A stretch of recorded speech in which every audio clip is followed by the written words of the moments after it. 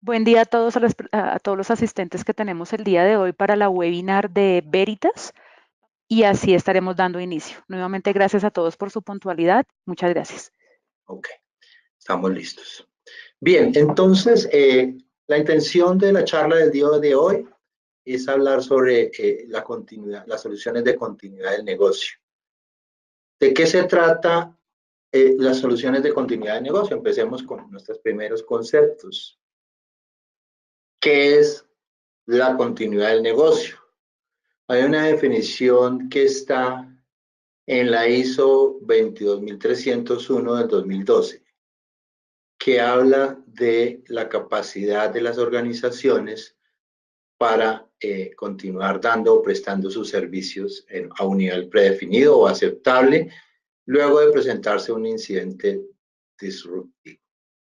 A lo que nos abocamos acá es que se están prestando una serie de servicios, una serie de soluciones informáticas que están brindando servicios a unos usuarios y por necesidades del servicio, los usuarios no pueden interrumpir su operación o si la pueden interrumpir, perdón, debe ser a un nivel aceptable dependiendo los requerimientos de la empresa. Sobre eso mismo, pues paralelo al concepto de Business Continuity, también tenemos el Business Continuity Plan, que es una serie de procedimientos para orientar a las organizaciones en la manera de responder adecuadamente a esas operaciones que debe hacer después de, o todo el trabajo que puede hacer después de una interrupción. Obviamente el plan de continuidad del negocio pues incluye muchos elementos, dentro de los cuales pues está las personas que brindan los servicios, los procedimientos documentados, la tecnología que pudiera soportar las tareas que se pueden diseñar y todos los, digamos, otros temas informáticos. Ese tiempo de no actividad o de inactividad se conoce como downtime. El uso, digamos, es utilizado cuando este sistema o cuando nuestro sistema no está disponible. Estos conceptos son importantes porque pues de ahora en adelante vamos a hablar de ellos, ¿no? Vamos a trabajar sobre ellos.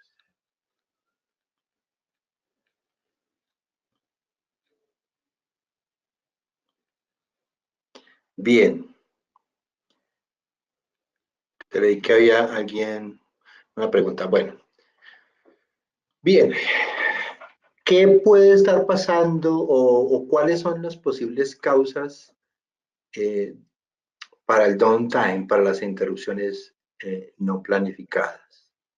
Aquí tenemos un cuadro con 6 diferentes alternativas,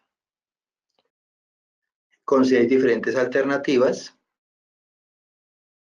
El por ciento tiene que ver con factores como inundaciones, climas excesivos, cambios en la temperatura bruscos dentro de los data centers.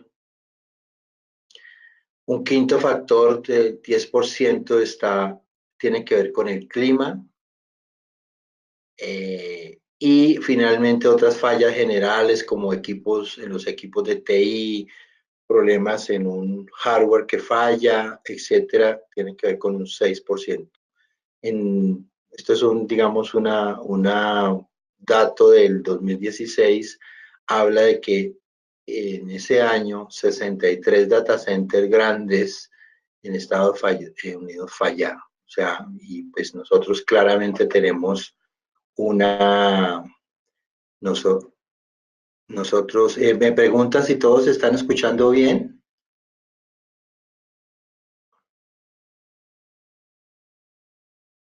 Si es que hubo un momento en donde se te quedó en silencio y no se te oía, entonces quiero entender si de pronto soy solo yo o es el resto de los asistentes.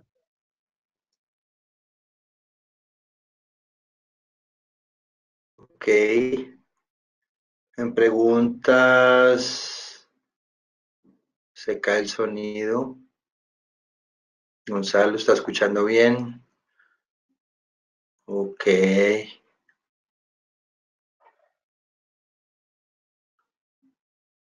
Bueno, voy a estar pendiente acá si vuelve a pasar. Adriana, te encargo.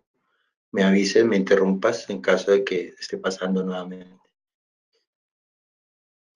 Bien, entonces, estábamos hablando de interrupciones en el servicio, diferentes factores que pueden producir la interrupción del servicio. En muchas ocasiones, diferentes factores, cosas que parecieran ya manejadas y ya superadas, y sin embargo, es frecuente que se presenten problemas que impiden que se ejecuten las tareas o las operaciones en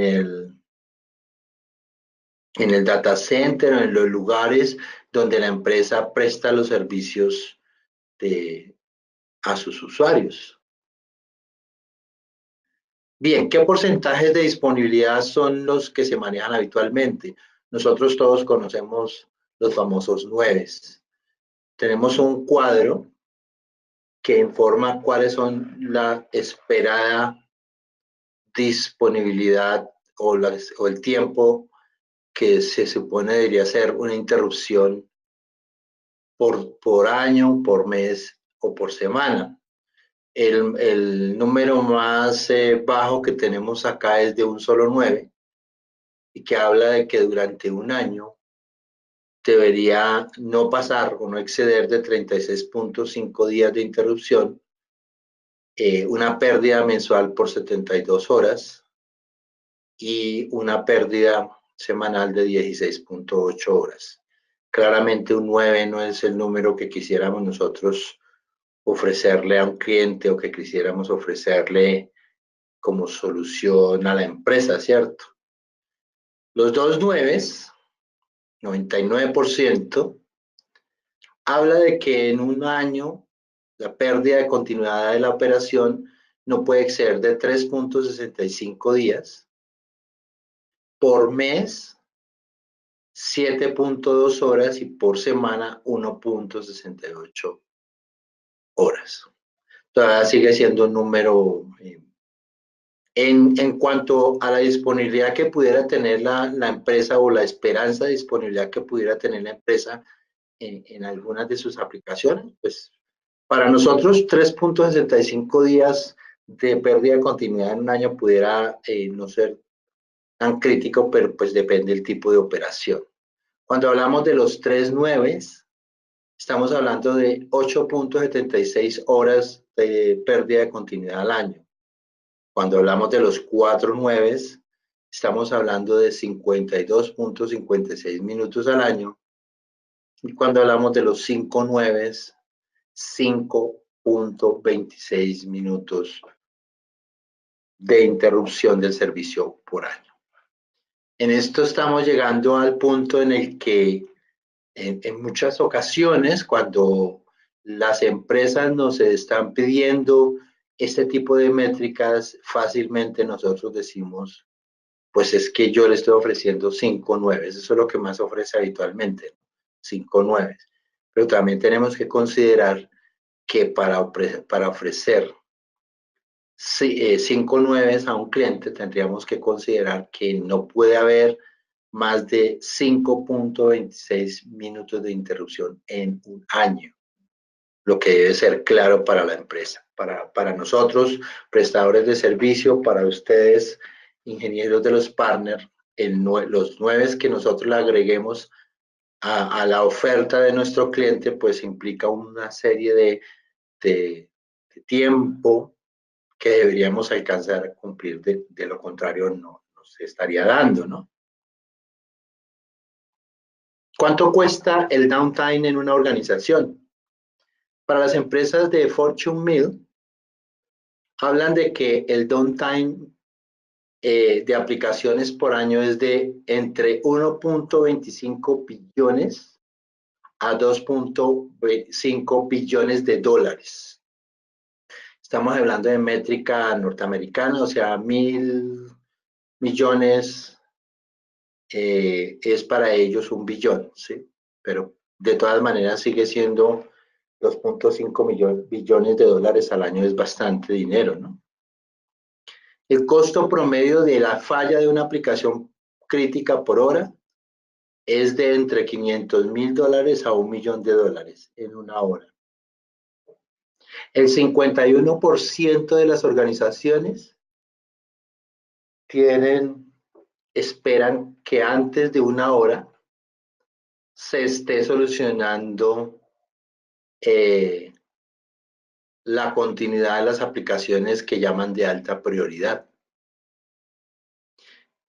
Y el 22% de esas empresas hacen pruebas de disaster recovery y tienen certeza de que van a funcionar bien un 90%. Eso quiere decir que estamos enfrentados a una necesidad apremiante. Pareciera que estas herramientas no son necesarias porque yo las puedo solucionar de otra manera, las puedo solucionar manualmente, las puedo solucionar a través de una serie de procedimientos. Sin embargo, cuando estamos hablando de los tiempos que vimos en la lámina pasada, pues una solución 5 minutos al año es extremadamente corto tiempo cuando hay una interrupción del servicio. ¿Ya? Obviamente todo depende del tipo de empresa, todo depende de las necesidades que tenga cada una de las empresas. No todas las empresas tienen las mismas necesidades. No todos los tipos de aplicaciones de negocios tienen las mismas necesidades iguales. Hay aplicaciones, el 15% de las aplicaciones requieren que nunca exista un downtime, que siempre haya continuidad en la operación. El 20% requieren de menos de 15 minutos de continuidad de operación. Es decir, que en menos de 15 minutos, el 35% de las empresas de Fortune 1000 requieren respuesta en menos de 15 minutos para la continuidad de sus negocios, de sus operaciones. Entre el 67% de esas empresas, incluyendo las anteriores 35, deben tener una continuidad de menos de 2 horas. Cuando nosotros hablamos de este tipo de continuidades, pues obviamente estamos hablando de con qué herramientas estoy tratando de solucionar esos downtimes en el menor tiempo posible. ¿Sí? Hay aplicaciones que pueden estar sin operar en la empresa por 24 horas y no pasa nada, pero hay aplicaciones que nunca se pueden interrumpir. ¿Sí? Entonces tenemos un cuadro en donde algunas empresas tienen requerimientos muy importantes respecto a la continuidad de los negocios y que requieren soluciones que le permitan automatizar esa continuidad de la operación. Aquí nosotros regularmente hablamos de una unidad de cinta hasta restaurar o hasta...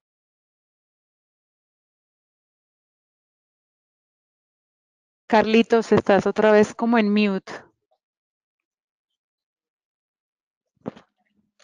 Carlitos. Carlos. ¿Me oyes? Carlos. Carlos, ¿me oyes?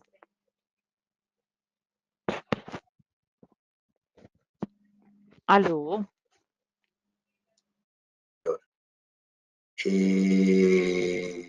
Se te volvió a ir. Aló. Sí, sí, sí. ¿Ya? Sí, acabé de ver. Ok,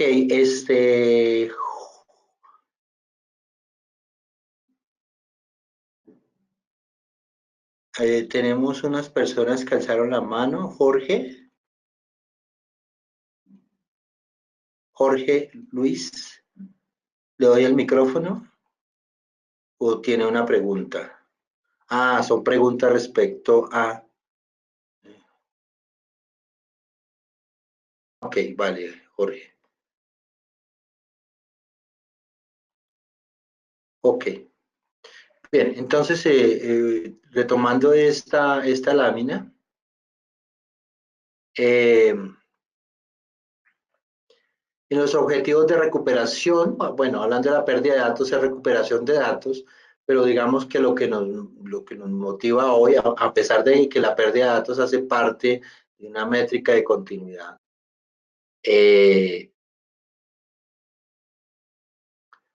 digamos que lo que nos enfoca hoy día es el downtime, el tiempo de recuperación. Y para recuperarse en unos cuantos segundos, pues nosotros tenemos soluciones que se denominan soluciones de clustering, soluciones de automatización del downtime, de la recuperación o de la reducción del tiempo de pérdida de continuidad en la operación. Y eso es, digamos, fundamentalmente lo que tratamos de conversar el día de hoy. Bien, nuestras soluciones, las soluciones de Veritas, o la solución de Veritas que permite manejar todo este tipo de tecnologías se llama InfoScale. InfoScale tiene varios componentes o varios elementos que permiten la continuidad de la operación. Por un lado, por el tema del storage, el tema del almacenamiento.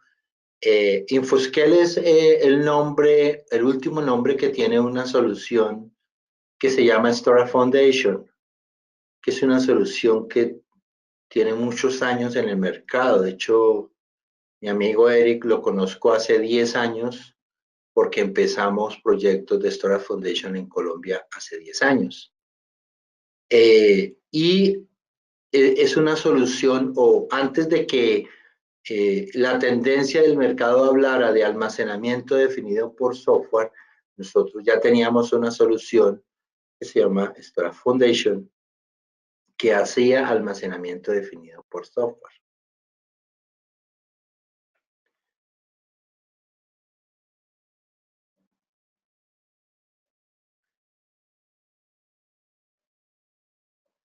Ok, pensé que... ¿Me están escuchando bien? Hola, hola, hola. Sí, se te escucha perfecto, Carlitos, gracias. Ok.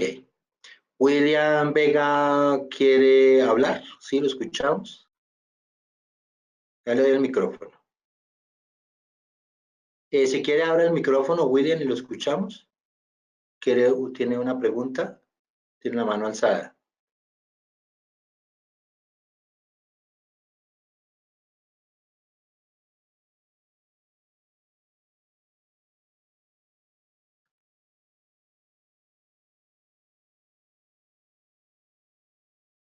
Ok.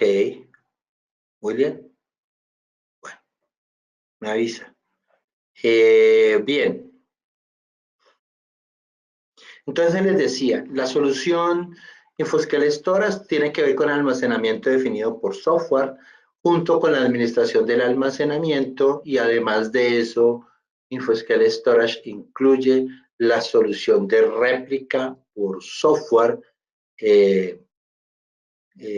que permite transmitir datos o sincronizar datos a través de la red de una red IP. El otro producto se llama InfoScale Availability, que es la solución que nosotros tenemos antes, se llamaba Veritas Cluster Server, y es la solución que permite hacer o administrar la continuidad del negocio, la disponibilidad de las aplicaciones.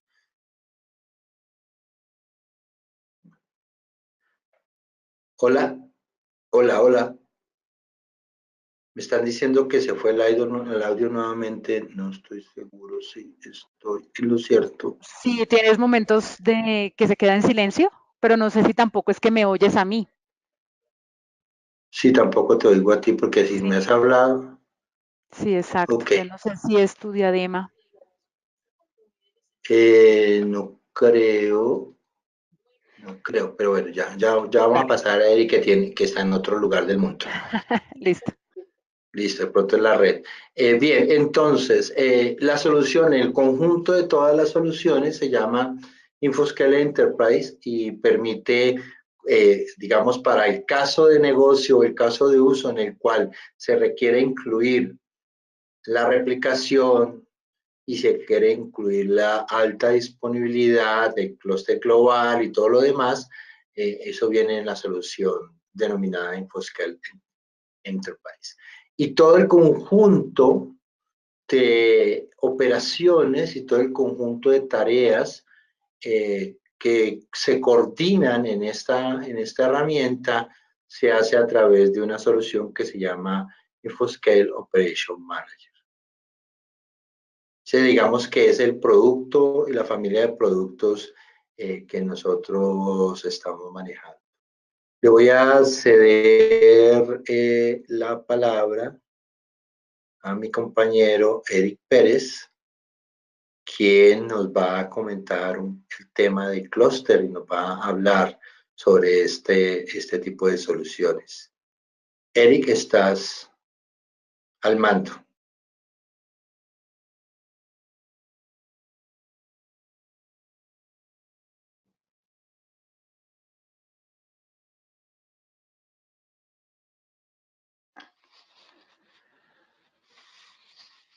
¿Qué tal? Buenos días. Mi nombre es Eric Pérez, consultor, consultor Veritas, especializado en la parte de alta disponibilidad. Pues bueno, empezamos a explicar que hay varios tipos de clústeres, ¿cómo se llama? Englobados ¿cómo se llama? En estos términos. Hay clústeres que caen en la parte de alta disponibilidad, clústeres de procesamiento en paralelo, balanceo de cargas, computación de alto rendimiento, fault tolerance. ¿Cuál es la diferencia entre cada uno de ellos? Primero, la disponibilidad del servicio.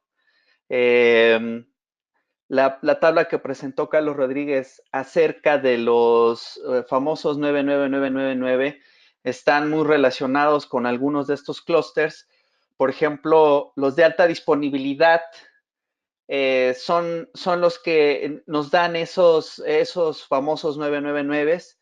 Los fault tolerance es el clúster que te da un 100% de disponibilidad y los demás son clusters que son para ejecutar tareas que requieren gran capacidad de cómputo o su objetivo es ejecutar la mayor cantidad de tareas en el menor tiempo posible.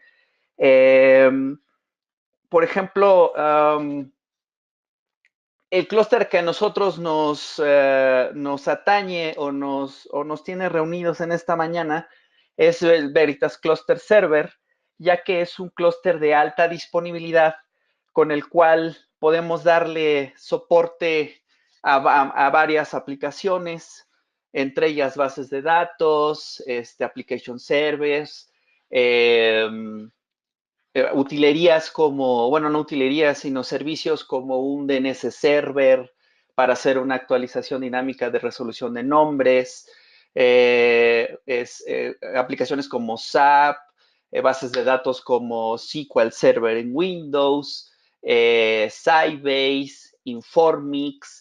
Hay una gran variedad de aplicaciones y de soporte muy particular para soluciones que hay en el mercado.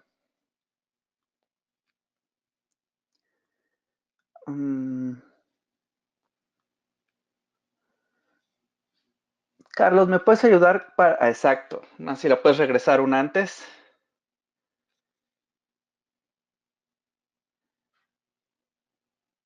Esa mera. Y pues bueno, empecemos que hay tipos de configuraciones.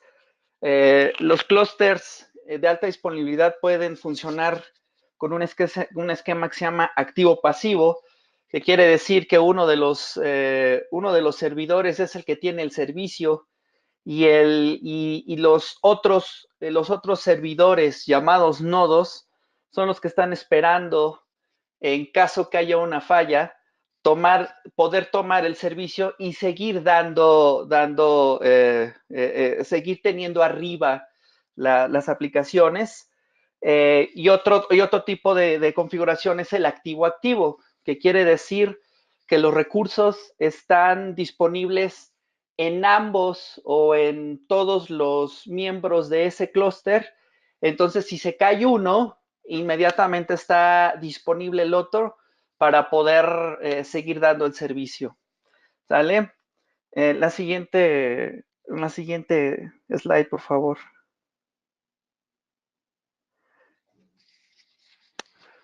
Cuando hablamos de configuraciones locales, pues quiere decir que pues estás en el mismo site, los servidores pueden estar inclusive en el mismo rack o dependiendo cómo esté la distribución de los equipos, pues puedes tenerlo a 4 o 5 racks de distancia y no pasa nada, ¿no? Pero existen también configuraciones que se llaman campus clusters o metropolitan clusters y global clusters. ¿Cuál es la diferencia entre ellos? Pues básicamente la distancia. Cuando son más de 100 kilómetros que separan un data center al otro, ya se le considera un global cluster.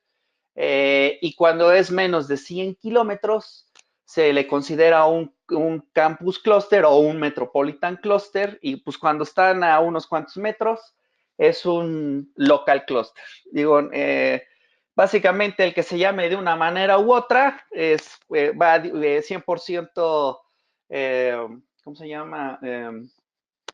Está definido por la distancia en la que están los data centers, pero para razones de funcionalidad, pues prácticamente ambos funcionan de la misma manera. Cuando estamos más allá de 100 kilómetros, el tipo de replicación, pues también, ¿cómo se llama?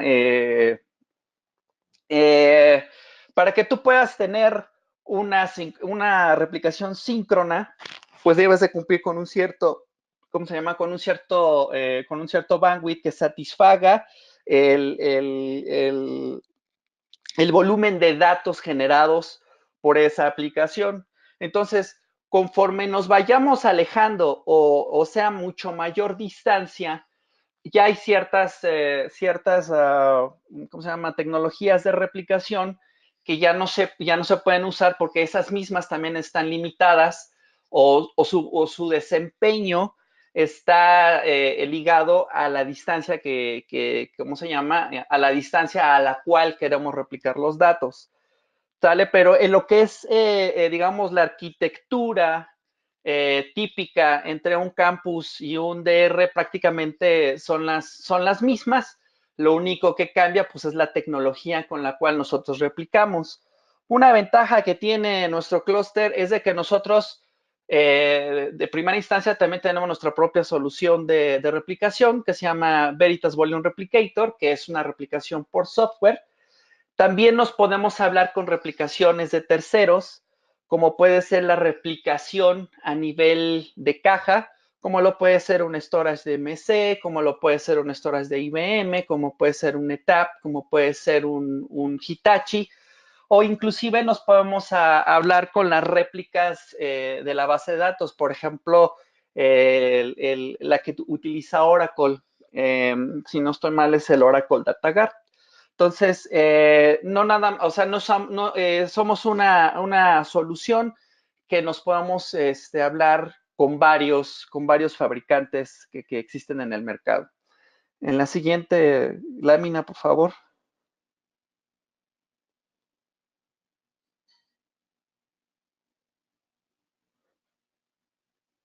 Como les había comentado, pues tenemos los tres tipos de clúster. Nos podemos ir hasta el tercero, por favor, que se cubran todas las láminas. Y pues bueno, ¿cuáles pueden ser los beneficios de cualquiera de estas tres tipos de soluciones utilizando el Veritas Cluster? Pues es la recuperación rápida reducir el factor humano. Hay algunos clientes que yo he conocido que antes de instalar la solución, pues han tratado de solucionar sus necesidades de ERP utilizando scripts.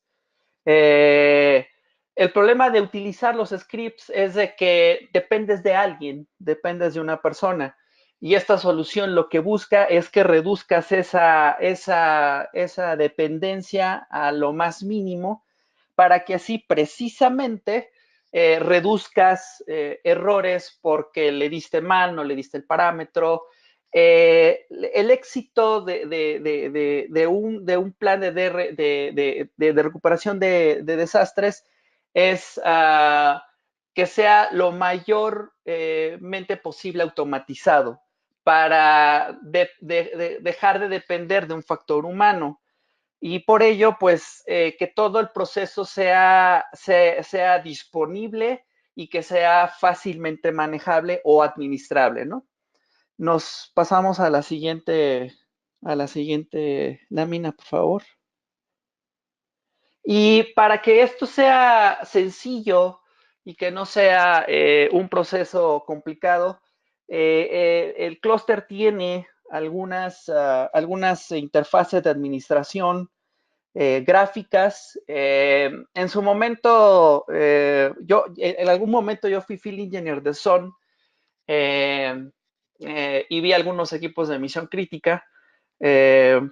Cuando ya me decidí a pasarme a este lado de la fuerza, algo de que nos jactábamos en Veritas es de que nuestras interfaces Java sí funcionaban y las de Sun no.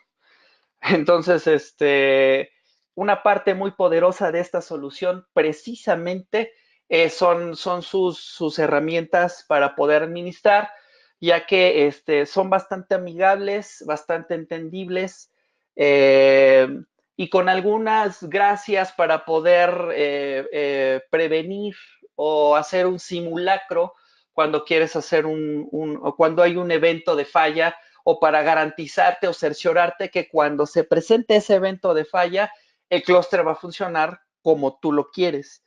Entre las herramientas para administrar tenemos el Veritas Cluster Manager. Ese es un cliente en el cual se instala en tu computadora para poderte conectar a los clústeres y poder administrarlos desde ahí. Tenemos el simulador, que lo que hace es de que tú puedes crear una configuración sin tener ninguna aplicación instalada ahí y que veas cómo se va a poder llegar a portar el clúster en base a la configuración que tú piensas o que tú quieres probar de cómo va a funcionar. Como su nombre lo dice, simula que si generas una falla en el nodo A, cómo es que se va a bajar las dependencias y va a pasar del otro lado, o cómo es que arquitecturas las dependencias entre los recursos, o inclusive puedes hacer una demostración con un cliente con este simulador para decirle, mira, si quieres ver cómo funciona un servidor activo-pasivo para tu SQL Server, aquí está una configuración muestra y así se porta. Así lo vas a ver. También existen algunas otras propiedades como el Fire Drill, que lo que hace es una prueba a los recursos para saber o garantizarte o que te dé la señal de que cuando se produzca una falla, el nodo pasivo, el cual está esperando por la falla, va a funcionar correctamente. La siguiente lámina, que creo que es la última. Falta, sí, ya llegamos a la última. Y creo Sí. Bien, podemos ampliar un poco más sobre cuáles, Eric, una pregunta, cuáles serían, digamos, las condiciones que debe tenerse para que esto funcione. Es decir, digamos, no hemos tratado a fondo esto sobre qué sistemas operativos funcionan, sobre qué condiciones de los sistemas operativos deben darse y sobre qué condiciones de las aplicaciones también deben darse para que se pueda cumplir o se pueda hacer esta tarea. Ok. Bueno, de hecho, Veritas Cluster es la única solución multiplataforma que hay en el mercado. Somos el único clúster que que tiene soporte en Windows, en los sabores de Unix como IX, Solaris, en un par de sabores de Linux, que serían Red Hat, sería SUSE. Ya se integró recientemente también el soporte para ZenOS. También hay cierto soporte para sabores de Oracle Linux. La ventaja que tiene de ser multiplataforma es que una opción que se puede ofrecer cuando se arquitecta una solución de este estilo y hay varios ambientes de estas plataformas, es que la administración entre cada una de ellas es uniforme, los conceptos son prácticamente los mismos, salvo algunas diferencias de conceptos entre clusters Windows y clusters Unix, pero la gran ventaja es de que es una administración homogénea. Si tú lo administras con el Veritas Cluster Manager o por las nuevas herramientas web como el BIOM, que es el Veritas InfoScale Operation Manager, es de que es una sola consola y puedes controlar los clústeres de Windows, los clústeres de IX, de Sun, de Linux en una sola consola, y siendo multiplataforma. Porque hablando soluciones de algunos otros fabricantes, pues el de Microsoft solamente funciona en Microsoft. El de IX nada más funciona en IX. El de Sun Cluster, que yo alguna vez también lo implementé, solamente funciona en Sun. Entonces, el único que hay que sea multiplataforma, bueno, también el de Linux, nada más funciona en Linux. Entonces, el único que es multiplataforma es nuestra solución y eso es una gran ventaja en ese sentido. En cuestión de las aplicaciones para que puedan ser, ¿cómo se llama? Para que puedan ser candidatas a ser clusterizables, pues hay un término que se le conoce como clusterware. Esto es de que la aplicación está pensada para poder o su arquitectura es propicia para poder clusterizarla. Y hay aplicaciones que se consideran no clusterware que, ¿cómo se llama? Que por no existir dentro de la solución del clúster alguna agente, utilería o script específicamente desarrollado para esa aplicación, no sería posible clusterizarla. Del lado de nosotros, de Veritas, con que cumpla con algunos criterios, la aplicación, aunque dentro del clúster no haya un agente explícitamente desarrollado para poder para poder clusterizar esa aplicación, si cumple con que podamos contar con un script de inicio o un script de start, con que podamos contar con un script de stop o un script de offline, con un script de monitor, que el monitor en realidad lo que buscaría sería buscar un process ID, un archivo bandera, un socket, algo con lo cual podamos identificar que esa aplicación esté arriba. Eso quiere decir un script monitor y un script de limpieza, que esto quiere decir que cuando se genere una falla, ese script lo que va a tratar de hacer es decir, ok, para que la aplicación pueda volver a subir, pues hay que borrar tal archivo PID, hay que restaurar tal archivo socket, hay que restaurar Xliga, hay que eliminar algún archivo bandera. Eso es para volver a poner las condiciones idóneas para que vuelva a levantar la aplicación. Entonces, Si cumple con estos puntos de poder tener el acceso a un script online, offline, monitor y clean, cualquier aplicación puede ser candidata para poder ser clusterizable por medio de Veritas Cluster. A diferencia de algunas otras soluciones que si tu aplicación no está pensada o no tiene el soporte dentro del clúster para que la puedas integrar, no la vas a poder utilizar en esa solución porque no es cluster aware para ese clúster. En nuestro caso, mientras se cumplan con lo que ya mencioné, esa aplicación, por ejemplo, las aplicaciones hechas en casa,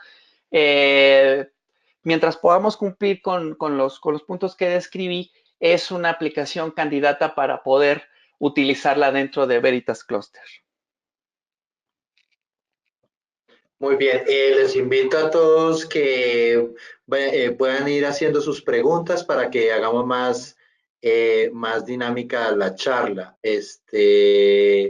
¿Alguien alzó la mano? Gonzalo tiene la palabra.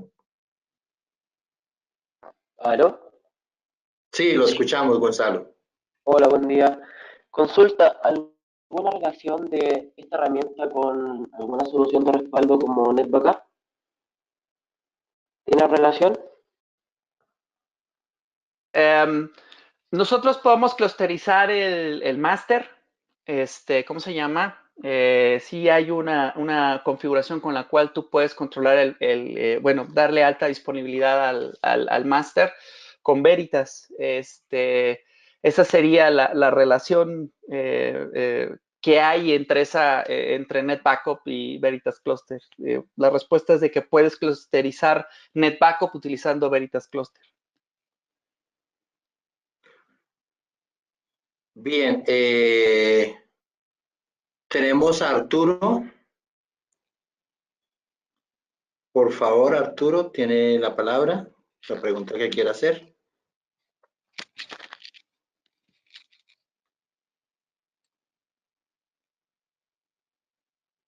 Hola, Arturo. Hola, ¿ahí me escuchan? Sí, sí. Hola, Eric, ¿cómo estás? ¿Qué tal? Buenos días.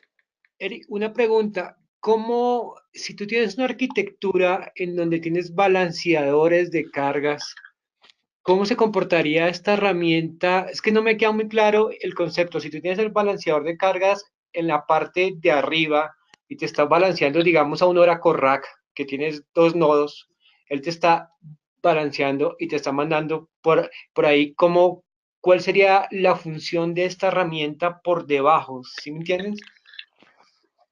Sí, mira, lo que pasa es que cuando estamos actuando con un balanceador de cargas, va a depender mucho de la arquitectura que tengas.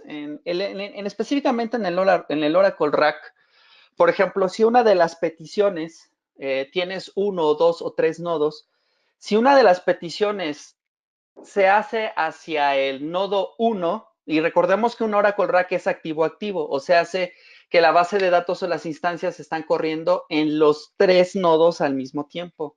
Entonces, en el caso específico de cómo se hace o cómo funciona la parte de alta disponibilidad, es que si la petición del query llega hacia el nodo 1, pero este no está disponible, lo que sucede es de que esa query automáticamente busca los otros dos nodos para que se cumpla con ese query que estás mandando, ya sea un insert, un delete, ¿sale?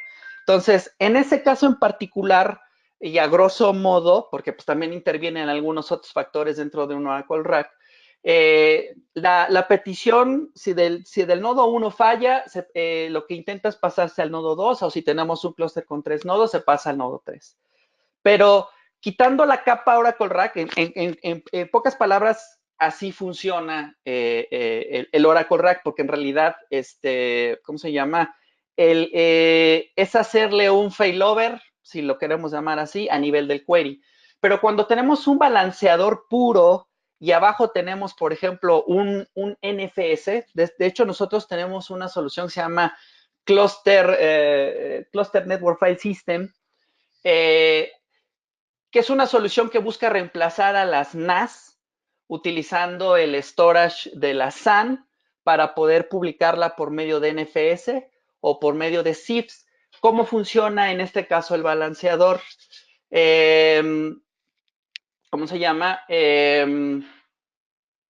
Tú tienes la petición y lo que hace es de que identifica cuál de los dos, ¿cómo se llama? Cuál de los dos está disponible o es el que tiene menor carga para poder mandar ¿cómo se llama? La petición ahí. Entonces puedes mandarla al nodo 1 o al nodo 2. Si en dado caso alguno de los dos nodos no está activo, pues el balanceador lo que hace es identificar cuál de los dos es el que está activo y manda la petición ahí.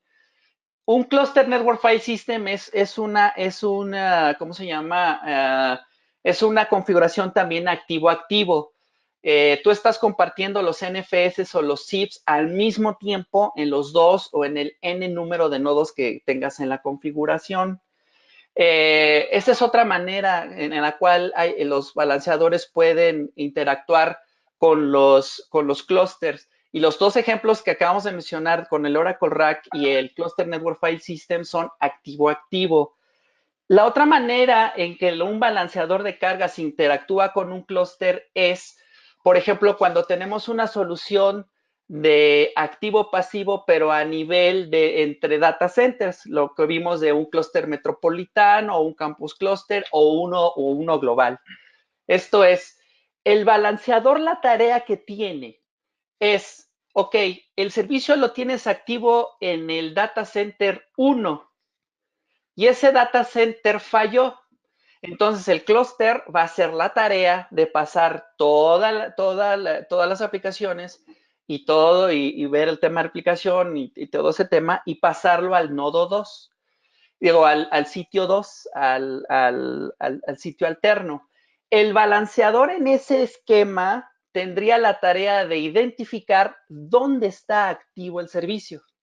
Si ya se cayó en el sitio 1 y ahora ya está activo en el sitio 2, el balanceador debería de tener la capacidad de poder identificar que ya está el servicio en el sitio 2 y en ese momento cualquier petición se redirecciona, esa sería la labor de ese balanceador, se redirecciona hacia el sitio 2.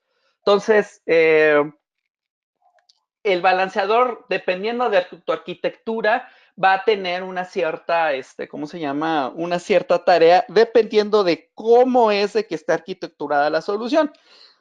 Hay soluciones en las cuales un balanceador no tiene ninguna utilidad. Pues, por ejemplo, si tenemos un clúster con dos nodos y es un activo pasivo, pues lo único que vas a ver es una IP activa y que esa IP, si hay una falla en el nodo 1, esté activa en el nodo 2.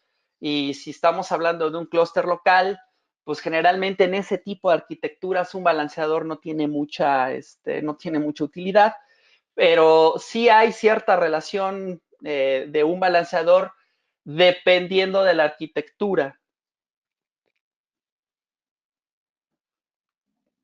Ok, tenemos una pregunta de Jaime Rojas.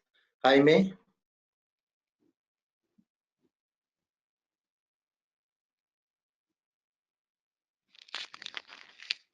Hola, Jaime. Hola, buenos días. Buenos días. Buenos días, Jaime. Mira, mi pregunta es la siguiente. Si yo tengo un modelo en donde quisiera tener el data center secundario en pasivo, digamos, y digamos, lo que quisiera es tener en el backend, no sé, un Oracle o un MySQL, un Postgres, alguna base de datos, algún motor ahí, o sea, ¿qué rol cumpliría la herramienta para poder ayudarme con esas réplicas entre los motores o cuál sería finalmente el rol que tendría la aplicación ahí?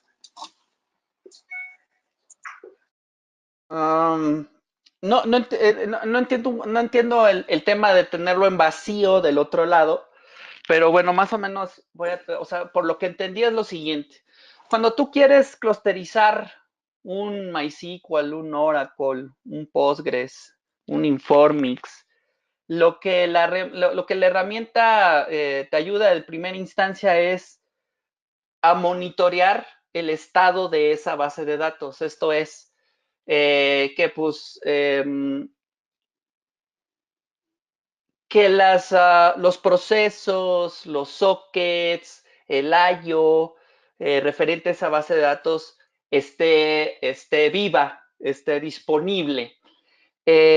Los agentes, que así se le llama al componente del clúster que se encarga de monitorear la vida o la salud de ese recurso que está monitoreando, si se da cuenta que uno de estos motores está abajo, o por ejemplo hay pruebas como registrar la hora, pero si esta hora en alguna tabla exprofeso para esto regresa algún error, entonces este componente determina que hay un problema en el motor.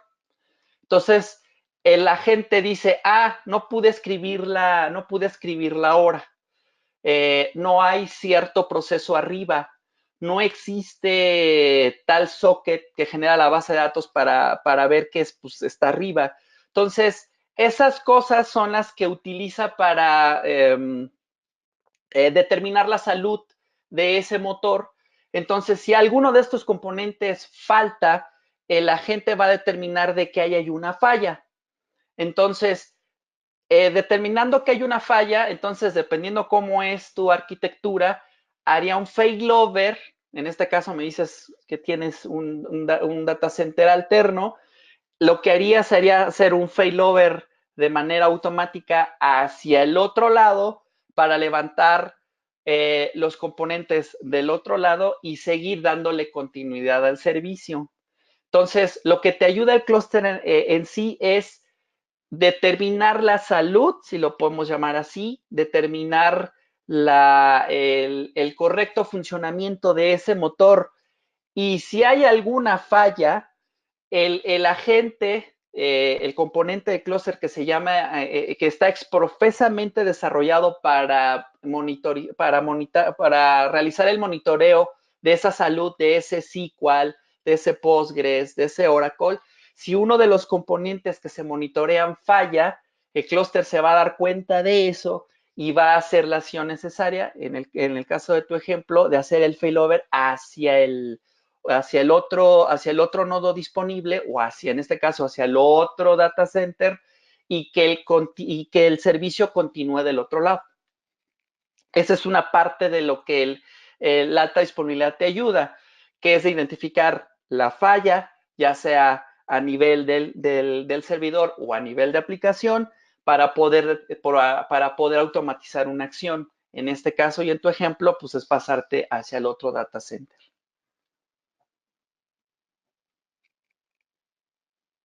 Muy bien, Eric, gracias. Tenemos otra pregunta de Jorge Luis Muslera. Jorge Luis, tiene el micrófono. Adelante. Hola, buenos días. Buenos días. Quería hacer una consulta si podrían ampliar un poquito más, porque no nos habló mucho de la prestación que da el Infoscale Foundation.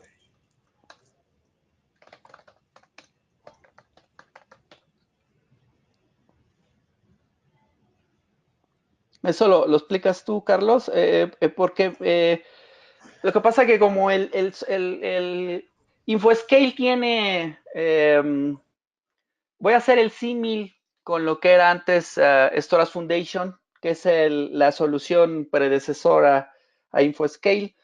Está subdividido, básicamente hay los siguientes productos.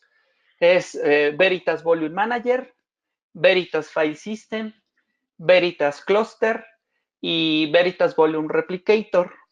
Entonces, cuando hablamos de esa división entre las familias, cuando hablamos de Veritas Storage Foundation, hablamos de la capa Veritas Volume Manager y Veritas File System. Cuando hablamos de la, ¿cómo se llama? De Veritas High Availability, estamos hablando de Veritas Volume Manager, Veritas File System y Veritas Cluster. Y cuando hablamos del High Availability más DR, estamos hablando de BBR, de Veritas Volume Manager, Veritas File System, Veritas Cluster, más las opciones de replicación a nivel de hardware y o Veritas Volume Replicator. Entonces, cada una de estas, ahora en sus nuevos nombres, InfoScale Foundation, InfoScale Storage, InfoScale Availability e InfoScale Enterprise, cada una de estas nuevas clasificaciones, si así lo pudiéramos llamar, es que incluyen o están dirigidas a que tengan ciertos productos y ciertas características o funcionalidades. De acuerdo, Eric. InfoScale Foundation realmente lo que incluye es el Veritas File System y el Veritas Volume Manager, es decir, es la base de la solución. Digamos que inicialmente esta era lo que se llamaba Storage Foundation, ¿sí? El InfoScale Storage incluye, además del InfoScale Foundation, toda la solución de réplica tanto de volúmenes como de réplica de archivos. ¿Ya? Entonces, digamos que InfoScale Foundation, la tarea del InfoScale Foundation es administrar el almacenamiento, es poder crear file system que puedan moverse transversalmente entre diferentes storage, un file system propio que se llama el BXFS, Veritas File System, y además de eso virtualizar los volúmenes de tal manera que los volúmenes puedan ser dinámicos, que los volúmenes puedan tener diferentes tipos de consideraciones y diferentes tipos de ubicaciones. Eso era básicamente, o es básicamente lo que hace el InfoScale Foundation. Bien, antes en este momento no tenemos más preguntas, pero yo sí quiero también pedirte que nos respondas otras preguntas más. Por un lado, ¿qué pasa con los ambientes virtualizados? Es decir, si tenemos ambientes VMware, si tenemos ambientes Hyper-V, en el mercado se están presentando soluciones que, digamos, ya están dando alguna clase de mecanismos de clusterización, pero pues quisiera que nos ayudaras un poco sobre cómo nosotros vemos o enfocamos nuestro tema hacia ambientes virtualizados. Pues la alta disponibilidad la podemos hacer también con máquinas virtuales. Y hay dos ¿cómo se llama? Hay dos maneras de hacerlo. Una a nivel del hipervisor o de la consola de virtualización, tradúzcase del VMware, por ejemplo, o instalar la solución dentro de la máquina virtual. Esas serían las dos arquitecturas típicas. Nosotros no tenemos ningún problema por clusterizar máquinas virtuales. Las podemos tratar prácticamente como una máquina física. Sí tiene sus, ¿cómo se llama? Sus consideraciones al mostrar los dispositivos, sobre todo los de storage. ¿Cómo se llama? Se pueden manipular los que se presentan a nivel del VMware o se pueden manipular los que se presentan a nivel crudo. Esto es, los que se presentan directamente hacia esa máquina virtual. Nosotros no tenemos ningún problema con clusterizar máquinas virtuales o en el caso del VMware toda la consola. No hay problema por eso y tenemos esa solución para poder hacerlo.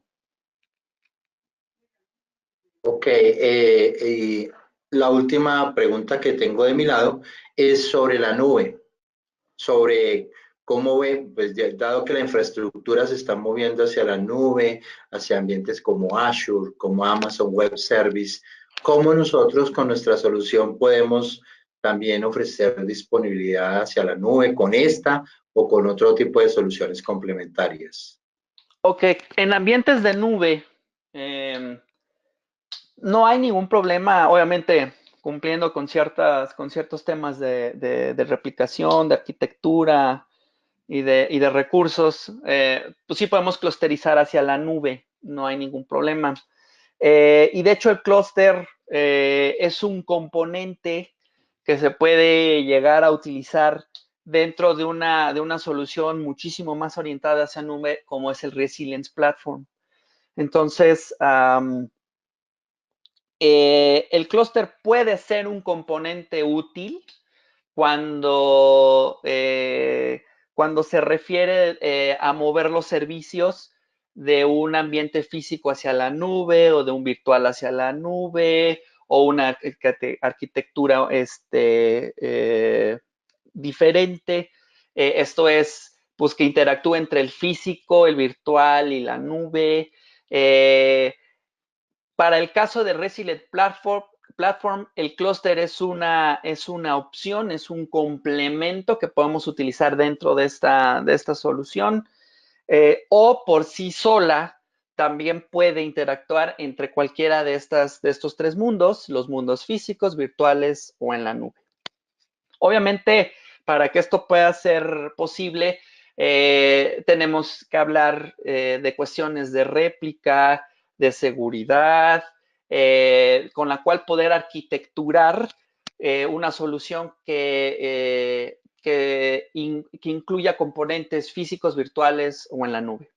Pero el mensaje es de que sí es posible utilizar esta solución para poder interactuar con componentes de cualquier índole. Ok, muchas gracias, Eric. Muchas gracias a todos por el tiempo dedicado a esta sesión. Los invitamos, Licencias Online tiene el staff técnico suficiente para ofrecerles tanto el tema de la arquitectura de la solución de productos de la familia InfoScale y Replication. Ya le respondo, Jorge. Y además de eso, a través de Eric, nosotros estamos dando los servicios profesionales para que digamos que la solución sea exitosa, es decir, que ustedes la puedan ofrecer a cualquiera de sus clientes. Podemos acompañarlos tanto en el tema de la preventa como en el tema de la implementación de los servicios. Hay una pregunta más de Jorge Luis. Jorge Luis, le damos el micrófono. Siga, por favor. No, les estaba agradeciendo a ambos la disertación. Ok, José Luis. Bien, entonces, como les digo, póngase en contacto con su oficina regional, local, en todos los países donde está ubicado Licencias Online. Nosotros podemos ofrecerle las soluciones y la presentación de todo lo demás. Muchas gracias por su tiempo.